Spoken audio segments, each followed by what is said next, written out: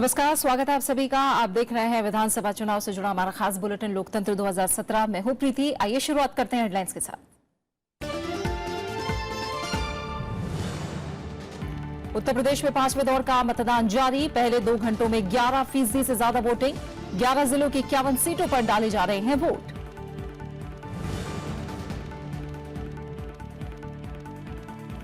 UP में 6ठे और 7वें दौर का प्रचार तेज। प्रधानमंत्री और मायावती की एक रैली, राहुल गांधी की 3 रैलियां, अखिलेश 7 जनसभाओं को करेंगे संबोधित।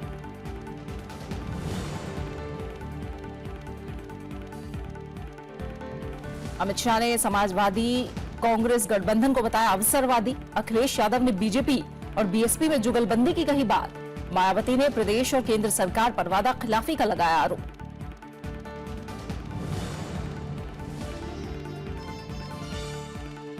बीएसपी में शामिल होने पर मंत्री पद से हटाए गए विजय मिश्र। मुख्यमंत्री की सिफारिश पर कार्रवाई। टिकट काटे जाने से थे नाराज। शुरुआत उत्तर प्रदेश के साथ।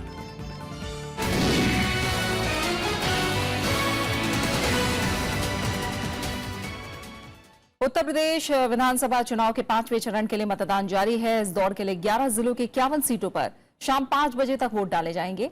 सुबह से ही मतदान केंद्रों पर लोगों की भीड़ नजर आ रही है।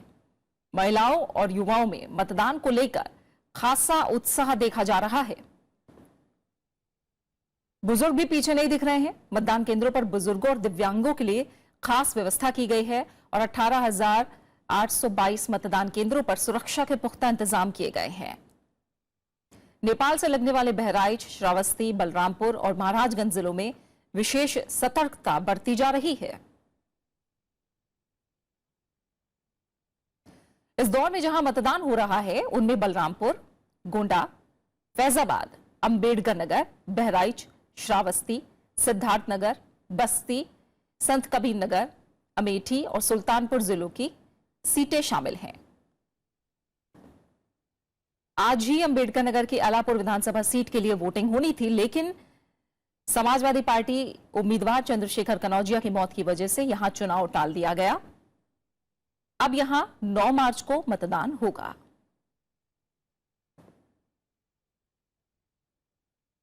और आइए अब तस्वीरों के जरिए हम आपको दिखाते हैं कि सुबह से मतदान कैसा चल रहा है। अमेठी, अयोध्या और बहराइच की तस्वीरें इस समय आप देख पा रहे हैं, जहां सुबह 7 बजे से मतदान शुरू हुआ। शाम 5 बजे तक वोटिंग चलेगी और सुबह 7 बजे मतदान शुरू होने से पहले ही लोगों की लंबी कतारें लगना शुरू हो गई थी और लगातार उत्साह देखा जा रहा है। मतदान के लिए 11 जिलों की 51 सीटों पर आज वोटिंग हो रही है और तस्वीरों में आप देख रहे हैं अमेठी, अयोध्या और बहराइच तीनों ही अपने अपने पहलुओं से अहम सीट इस चरण की। नेताओं से ये उम्मीद करते हैं कि जो है बिजली मिल जावे, कारोबार सही नहीं है तो कारोबार मिल जावे, सरकार सही रहे, बहन बेटियों सुरक्षित रहें और ऐसी सरकार हमको बनाना है जो आने वाले देश में और पढ़ाई लिखाई भी सुविधा हो, बच्चे पढ़ने स्कूल जाएं। हमारे यहाँ पानी नहीं आता है, वाटर सप्लाई, और क्या कहते हैं, हम लोगों का कार्ड भी देहाती में है, न शहर में आता है न देहात में आता है। बस यही है कि हमारा लोगों का कार्ड भी दुरुस्त करा दिया जाए, सारी समस्याओं का समाधान किया जाए। रोडें अच्छी बनाए, बिजली दे 24 घंटे जो है, उसी आधार पर हम लोग और स्नानपारा मतलब बहराइच का विकास हो, इसके लिए हम लोग वोट दे रहे हैं। जो हम लोग पूरे प्रदेश सहित पूरे अयोध्या का जो विकास हो रहा है उस मुद्दे पर आए हैं। अगला आने वाला कौन विकास करेगा कौन नहीं करेगा उसके लिए आए। और आइए अब सीधा जानते हैं कि जमीन पर किस तरह का मतदान चल रहा है। बहराइच सीधा चलेंगे। पंचानन मिश्रा हमारे संवाददाता हमारे साथ जुड़े हैं। पंचानन, लगभग 3.5 घंटे का समय हो चुका है। जाहिर तौर पर उत्साह लगातार बढ़ता हुआ नजर आ रहा होगा लोगों का।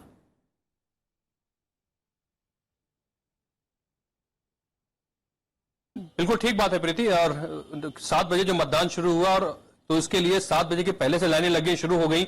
इससे अंदाजा लग सकता है कि जो मतदाताओं में उत्साह है वो कितना है वोट को लेकर। एक नजर हम दिखाते हैं आपको। ये पीछे की आप तस्वीर देख रहे हैं, यहाँ पर, और क्योंकि ये लाइन लगातार लगी हुई है सुबह 7 बजे से लेकर, और अभी भी वहां पर लोग लगातार आने जा रही हैं। एक अपडेट आपको दे देते हैं, जो करीब 9 बजे तक हमने करीब 11 से 12% मतदान था। 11 बजे तक इस बहराइच में 7 विधानसभा सीटें हैं, वहां 26% से ज्यादा मतदान हो चुका है। 26.54 का आंकड़ा आ रहा है चुनाव आयोग की तरफ से। ये एक बहुत भारी मतदान इसको कहा जा सकता है, और बड़ी संख्या में इसको कहिए कि यहाँ पर वोटर्स आ रहे हैं, महिलाएं खासकर, और मुस्लिम वोटर्स जो है वो उसकी तादाद अच्छी खासी संख्या में है। यहाँ पर करीब 56% के आसपास मुस्लिम यहाँ पर है बहराइच की सदर की सीट पर, तो उनमें भी अच्छा खासा टर्नआउट देखा जा रहा है, और बात वही मुद्दों की, विकास की हो रही है। लेकिन हाँ, यह है कि लोगों से बात करने पे ये पता लगता है कि इन विकास के अलावा जो इस समय बयानबाजी तमाम चल रही है, उसको लेकर भी कहीं ना कहीं लोगों में ये दिलचस्पी जरूर है कि ये किस मोड़ पर आगे मतदान जाएगा, और नेताओं की बयानबाजी, क्योंकि जैसे हमने कुछ देर पहले अयोध्या से अभी विनय कटियार का बयान देखा, तो मंदिर के मुद्दे पर बयान उनका आया जो आज मतदान के दिन पर है। तो कहीं ना कहीं ऐसे मुद्दे भी जनता को प्रभावित करते हैं, क्योंकि ध्रुवीकरण का जो मुद्दा है वो हम यहां पर पूरी फिजा में देख सकते हैं पूर्वी उत्तर प्रदेश में, क्योंकि पूर्वी उत्तर प्रदेश एक ऐसा निर्णायक मोड़, इसको समझ लीजिए कि 5वें, 6वें और 7वें आखिरी के जो 3 चरण है, जो 5वां आज का और 6ठा 7वां, कि सारा इसमें जो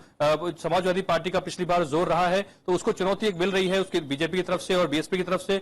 देखना होगा कि मुस्लिम मतदाता किस तरह से अगर बढ़ते हैं या नहीं बढ़ते तो कंसोलिडेट किसकी तरफ होते हैं, ये एक बड़ी देखने वाली चीज होगी, जो कि अब मुझे लगता है कि जो चुनाव का जो परिणाम है इन 3 चरणों से वो लगभग निश्चित हो जाएगा कि किसकी तरफ ये इशारा कर रहा है। बिल्कुल, काफी अहम चरण, 5वां चरण, और आपने बहराइच का अपडेट दिया। फिलहाल हम सीधा फैजाबाद रुख करेंगे। श्याम सुंदर हमारे संवाददाता हमारे साथ जुड़ चुके हैं। श्याम, बहराइच से पंचानन बता रहे हैं 26% से ज्यादा मतदान सुबह 11 बजे तक हो चुका है। फैजाबाद में अब कैसा उत्साह है, क्या अपडेट मिल रहा है वोटिंग परसेंटेज को लेकर? देखिए, जहां तक वोटिंग परसेंटेज का सवाल है, 11 बजे तक 20% से कुछ ज्यादा यहां पर अभी तक वोट प्रतिशत है जिन लोगों ने अपने मताधिकार का प्रयोग किया है। सुबह 7 बजे से ही हमने देखा कि बड़ी लंबी लाइनें, चाहे आप फैजाबाद की बात करें या फिर अयोध्या में जो पोलिंग बूथ हैं उनकी बात करें, तो लंबी कतारें देखने के लिए मिल रही हैं, और उसमें हर तरह का मतदाता, चाहे आप महिला मतदाताओं की बात करें, अल्पसंख्यक मतदाताओं की बात करें या नौजवानों की बात करें, तो बड़े उत्साह के साथ सुबह से ही हमने ये देखा है कि लगातार पोलिंग बूथों पर लाइन लगी हुई है।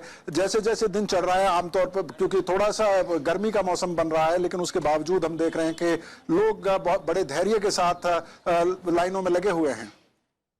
बिल्कुल, उत्साह देखने को मिल रहा है। और शाम, इस चरण की खासियत की जरूर बात करेंगे, क्योंकि हम जानते हैं कि जिस जमीन पर इस वक्त चुनाव हो रहा है, जिन सीटों पर इस वक्त चुनाव हो रहा है, एक लगातार ट्रेंड सेट किया है, और जिस तरफ इन सीटों की बयार बही है, सत्ता उसी की हुई है। किस तरह के समीकरण, और हम देख रहे हैं कि आखिरी वक्त तक जो बयान आ रहे हैं नेताओं के, पूरी तरह से ध्रुवीकरण के माहौल में, खासकर ये चरण। देखिए, आपने बिल्कुल सही बात कही। 2012 के अगर आंकड़े आप देखेंगे तो समाजवादी पार्टी और कांग्रेस का जो गठबंधन है उसकी अगर सीटों की बात करें तो 42 सीटें उस गठबंधन को मिली थी। उस वक्त में समाजवादी पार्टी को 38 सीटें इस चरण में मिली थी। लेकिन अगर आप बात करें 2014 की, तो 44 विधानसभा सीटों पर भारतीय जनता पार्टी को बढ़त मिली थी। तो उस लिहाज से अगर देखें तो निश्चित तौर पर भारतीय जनता पार्टी और समाजवादी पार्टी दोनों के लिए ही स्टेक्स बहुत हाई हैं इस चरण में। जहां तक बात मुद्दों की बात की आपने, निश्चित तौर पर यहां पर विकास की बात होती है। अयोध्या में पर्यटन उद्योग को बढ़ावा दिया जा सकता है, यहां के जो स्थानीय मुद्दे हैं उनकी बात होती है। लेकिन आपने बिल्कुल सही बात कही, चाहे बड़े नेता हों या फिर खासतौर पर जो उत्तर प्रदेश के जो स्थानीय नेता हैं, उन्होंने राम मंदिर का मुद्दा हो या फिर विकास में भेदभाव की बात हो, धार्मिक आधार पर या जातिगत आधार पर, वो मुद्दे भी रहे हैं, और एक ध्रुवीकरण की कोशिश निश्चित तौर पर हुई है।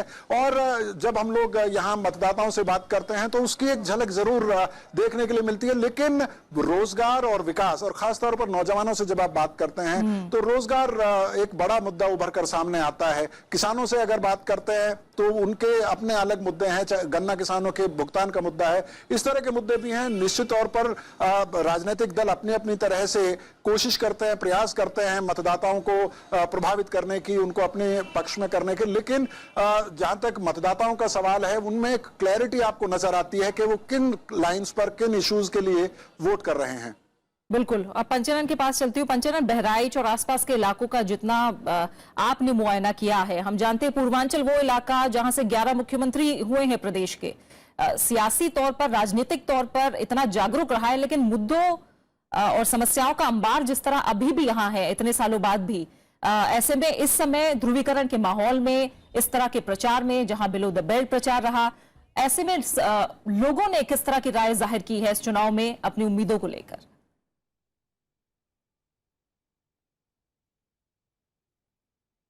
देखिए, अगर जब लोगों से आप बात करें तो वो कुछ देर तक तो नेताओं की जो बयानबाजी है उसकी चर्चा करते हैं, लेकिन जब आप उनको और ज्यादा उनसे बातचीत करते हैं तो ये निश्चित तौर पर सामने आता है कि उनको अपने व्यापार की चिंता है, युवा है उनको रोजगार की चिंता है, और अच्छे कॉलेजों स्कूलों की चिंता है, अस्पतालों की चिंता है। उनकी बात यहाँ पर कभी नहीं होती। हम पूर्वोत्तर में, पूर्वांचल के जिस इलाकों में खड़े हैं, बगल के जो इलाके हैं, चाहे वो गोरखपुर, महाराजगंज, श्रावस्ती हो, संत कबीर नगर हो, आप एक बड़ा मुद्दा है इंसेफ्लाइटिस से हर साल जो मौतें होती हैं लगातार, लेकिन कहीं कोई उसकी बात करता नजर नहीं आता। सीजन फिर आ जाता है और सैकड़ों जो बच्चे हैं वो मारे जाते हैं, लेकिन इनकी बात कोई यहाँ पर नहीं करता। अच्छे स्कूल चाहिए, रोड लखनऊ से यहाँ तक की बनी है, उसको ये वोटर्स जो है उनसे हम बात करते हैं, बोलते हैं 6 महीने पहले ही ये तैयार हुई है, इसके पहले ये सब रोड हमको यहाँ दिखती नहीं थी। तो आप समझ सकते हैं कि चुनाव आने के पहले ही सारी कवायद शुरू की जाती है, लेकिन जो असल मुद्दे हैं, जो बेरोजगारी का मुद्दा है, वो सबसे बड़ा मुद्दा है। और ये किसी भी तरह से, चाहे कोई भी राजनीतिक दल कोई मुद्दा उठाए, लेकिन उन सब में सबसे प्रमुख और बड़ा मुद्दा है, लेकिन उसको कहीं ना कहीं दबा दिया जाता है, क्योंकि राजनीतिक दलों की जो मंशा है वो शायद उसको पूरा करने की नहीं दिख पाती। ये एक बड़ा यहाँ पर कारण है। तो वोटर्स सिर्फ और सिर्फ विकास चाहते हैं, अच्छे रोजगार चाहते हैं और अपने नेताओं से स्वच्छ राजनीति की अपेक्षा रखते हैं, लेकिन दुर्भाग्य से फिलहाल ऐसा कुछ ये जो बयानबाजी है उससे इसको धक्का जरूर लगा है। बिल्कुल। और शाम, जिस तरह से आप समीकरणों को लेकर हमें समझा रहे थे, जिन सीटों पर मतदान है उसमें से करीब 80% देखें तो सीटें समाजवादी पार्टी और कांग्रेस के पास है, लेकिन अब इस चरण में भी कम से कम 4 ऐसी सीटें हैं जहां इन दोनों के उम्मीदवार आमने सामने हैं। ऐसे में क्या किस तरह का फर्क पड़ता दिख रहा है, किस तरह का टेस्ट होता दिख रहा है इनके बीच? देखिए, जहां तक फैजाबाद और अंबेडकर नगर की आप बात करें, आपने बिल्कुल सही बात कही कि एक रुदौली सीट अगर छोड़ दें फैजाबाद जिले की, तो 10 में से 9 सीटें समाजवादी पार्टी जीतने में कामयाब रही थी। और अभी भी अगर आप कॉन्टेस्ट की बात करें तो त्रिकोणीय मुकाबला कुछ सीटों पर नजर आता है। लेकिन जैसे आज हम अयोध्या सीट पर जब मतदाताओं से बात कर रहे थे, हालांकि बहुजन समाज पार्टी ने यहाँ पर एक मुस्लिम उम्मीदवार उतारा है, लेकिन उसके बावजूद जो लड़ाई है वो समाजवादी पार्टी, कांग्रेस गठबंधन और भारतीय जनता पार्टी के बीच में ज्यादा नजर आती है। उनके पक्ष में ज्यादा मतदान होता हुआ नजर आता है। एक तरह का ध्रुवीकरण साफ साफ यहां पर कम से कम अयोध्या सीट पर नजर आता है। उसके अलावा आपने जो कहा कि क्योंकि कांग्रेस गठबंधन हुआ समाजवादी पार्टी के साथ और कुछ सीटों पर उनके उम्मीदवार विड्रॉ नहीं, फिलहाल शाम से संपर्क टूट गया है। यहाँ पे हम आप दोनों को शुक्रिया करना चाहेंगे, लगातार आप लोग का अपडेट चुनाव से जुड़ा हम तक पहुंचा रहे हैं। बहराइच से हमारे साथ पंचनन मिश्रा जुड़ा, आपका बहुत बहुत शुक्रिया। और शाम, आपका भी फैजाबाद से तमाम जानकारी हम तक पहुंचाने के लिए बहुत बहुत शुक्रिया। और मतदान में उत्साहजनक तस्वीरें, उत्साहजनक मतदान प्रतिशत फिलहाल देखने को मिल रहा है। और आज की वोटिंग के मद्देनजर नेपाल के सीमावर्ती इलाकों को सुरक्षा बलों ने सील कर रखा है। नेपाल सीमा पर स्थित रुपईडीहा की तस्वीर हम आपको दिखाएंगे, जहां भारत का आखिरी पोस्ट है और नेपाल में नेपालगंज जिले को जोड़ता है। सीमा पर एसएसबी मुस्तैद है और पैदल आने जाने वाले स्थानीय लोग भी चेकिंग के बाद आ जा पा रहे हैं। नेपाल के रास्ते पूर्वांचल में आपराधिक गतिविधियों के चलते चुनाव में ये एहतियात बरता जा रहा है। 5वें दौर में करीब 84 लाख महिलाओं समेत 1 करोड़ 81 लाख मतदाता 607 उम्मीदवारों की किस्मत का फैसला कर रहे हैं, जिनमें तरबगंज से उत्तर प्रदेश के मंत्री विनोद कुमार सिंह, अयोध्या से पवन पांडे और अकबरपुर से बीएसपी के प्रदेश अध्यक्ष राम अचल राजभर पर सबकी निगाहें हैं। इसके अलावा गायत्री प्रसाद प्रजापति, अमिता सिंह और गरिमा सिंह भी अहम उम्मीदवार हैं। इस दौर में सबसे ज्यादा 24 उम्मीदवार अमेठी सीट पर हैं, जबकि सबसे कम 6 उम्मीदवार कपिलवस्तु और एटवा सीट पर है।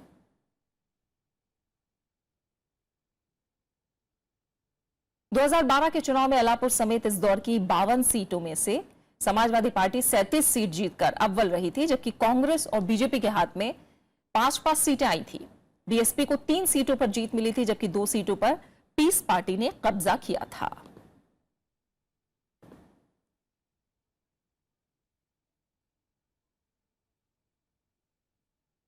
और चुनाव से जुड़ी तमाम अहम खबरें जारी हैं। लौट रहे हैं एक छोटे से ब्रेक के बाद।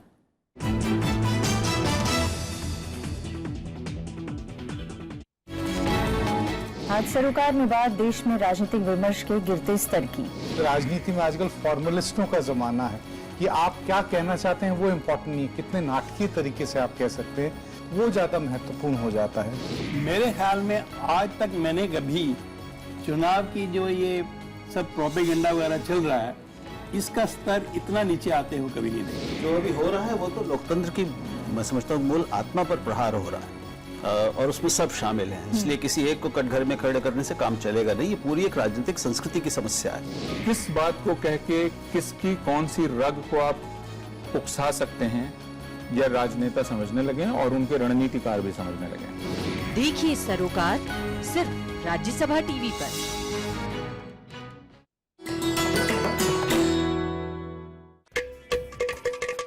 घटम प्राचीन दक्षिण भारतीय ताल वाद्य जब बजता है तो सृष्टि के 5 तत्वों धरा, जल, वायु, अग्नि और आकाश के स्वर को इसकी धुन में किया जा सकता है महसूस।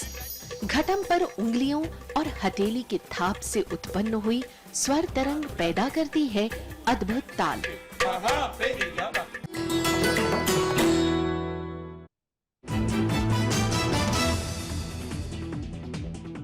उत्तर प्रदेश में 403 सीटों के लिए 7 दौर में विधानसभा चुनाव हो रहे हैं। सियासी दंगल में सभी दलों के बीच घमासान छिड़ा हुआ है। हर कोई खुद को दूसरे से बेहतर बता रहा है।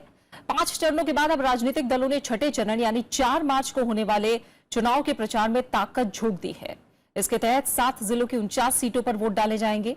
आज प्रदेश के कई इलाकों में बीजेपी, कांग्रेस, समाजवादी पार्टी और बीएसपी के स्टार प्रचारकों की रैली होनी है।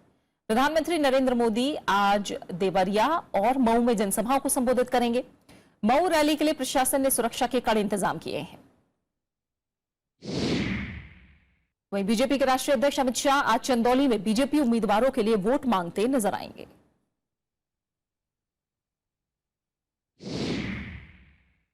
केंद्रीय गृह मंत्री राजनाथ सिंह आज सलीमपुर, मिर्जापुर और भदोही में चुनावी जनसभा को संबोधित करेंगे।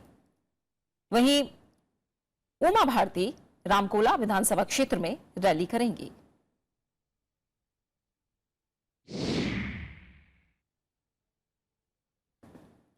गोरखपुर में आज कांग्रेस और समाजवादी पार्टी की साझा रैली होनी है। इस रैली में राहुल गांधी और अखिलेश यादव जनता को केंद्र सरकार की नीतियों की कमियां गिनाएंगे और प्रदेश की जनता से राज्य में कांग्रेस समाजवादी पार्टी गठबंधन वाली सरकार लाने की अपील करेंगे।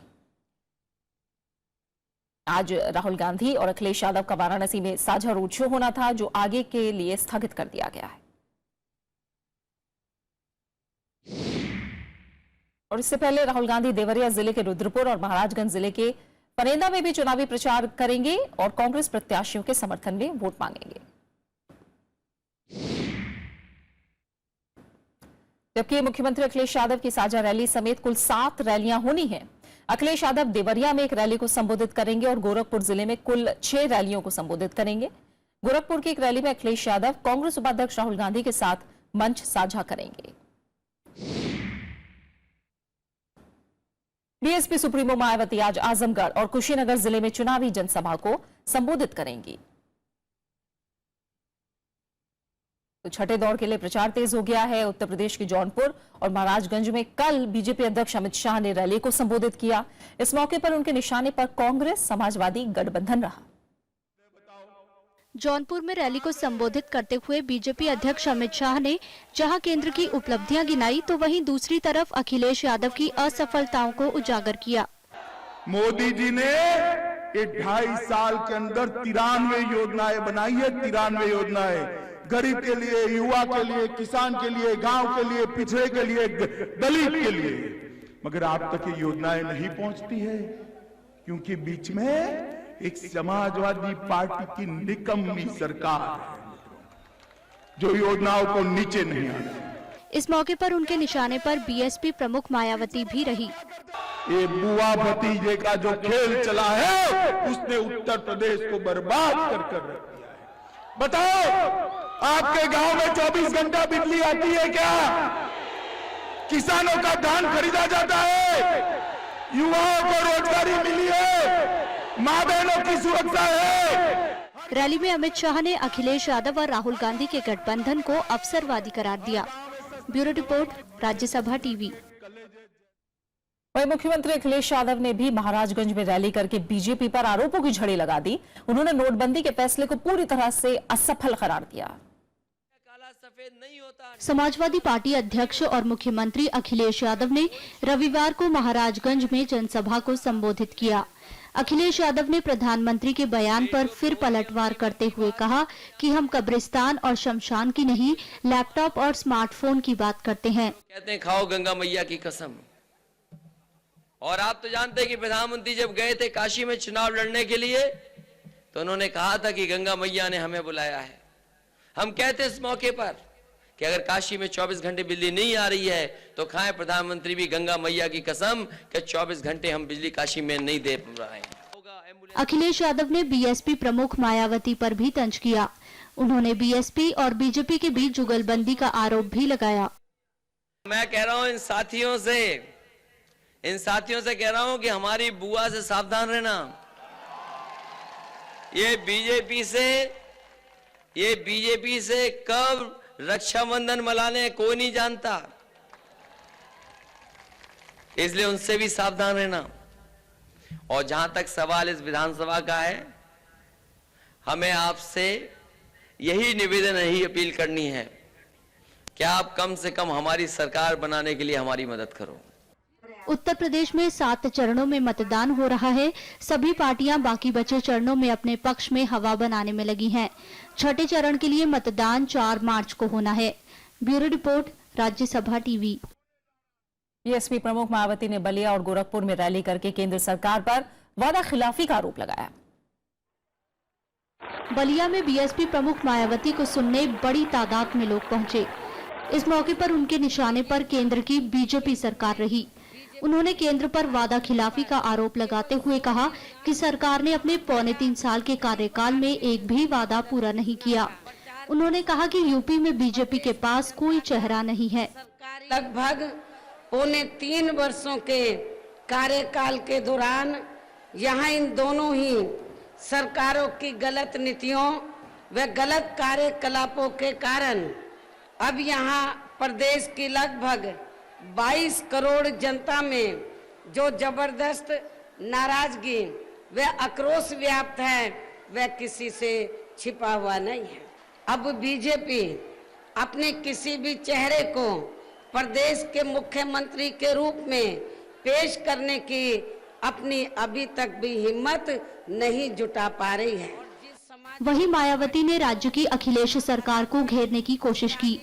उन्होंने कहा कि मौजूदा सरकार में आतंक का माहौल है। मायावती ने समाजवादी पार्टी की अंदरूनी कलह पर भी तंज किया। उन्होंने आरक्षण को लेकर केंद्र सरकार पर साजिश रचने का आरोप लगाया। Bureau report, Rajya Sabha TV. इस बीच उत्तर प्रदेश सरकार के एक मंत्री विजय मिश्र को मंत्री पद से हटा दिया गया है। राज्यपाल राम नाईक ने मुख्यमंत्री अखिलेश यादव की सिफारिश पर उन्हें मंत्रिमंडल से बर्खास्त कर दिया। विजय मिश्र चुनाव में टिकट नहीं दिए जाने से नाराज थे और 16 फरवरी को वो बीएसपी में शामिल हो गए। उनके पास धार्मिक कार्य मामलों के राज्य मंत्री का स्वतंत्र प्रभार था। मिश्र ने 2012 में गाजीपुर से विधानसभा चुनाव लड़ा था, लेकिन इस बार उन्हें टिकट नहीं दिया गया। एसपी ने इस बार वहां से राजेश कुशवाहा को टिकट दिया है। फिलहाल इसी के साथ हमारे खास बुलेटिन लोकतंत्र में इतना ही। छोटे से ब्रेक के बाद देखिए वर्डिक्ट 2017। नमस्कार।